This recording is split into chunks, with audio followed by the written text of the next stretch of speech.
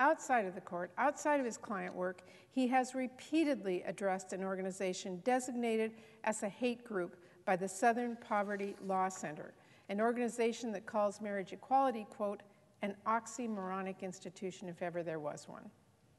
And there are other red flags about his commitment to defending civil rights.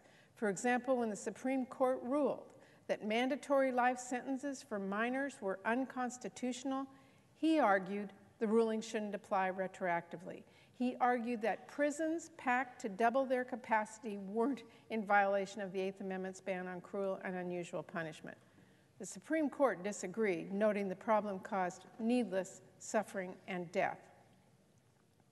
In case involving an innocent man who spent 14 years on death row, an innocent man, Mr. Duncan argued that the district attorney's office wasn't at fault for failing to train a staff member who withheld evidence. And when it comes to one of the fundamental rights in a democracy, the right to vote, the right of people to choose their government officials, Mr. Duncan defended a racially tailored voter ID law in North Carolina, which the courts ultimately struck down for targeting African Americans with, quote, almost surgical precision.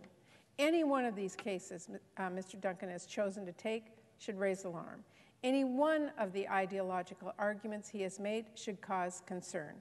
But all of them together paint an unmistakable picture of a nominee who would not uphold women's rights, LGBTQ rights, or civil rights. So, to paraphrase one of his own statements, if confirmed, I believe the damage Mr. Duncan will do to people by putting his ideology over their rights will be severe, unavoidable, and irreversible.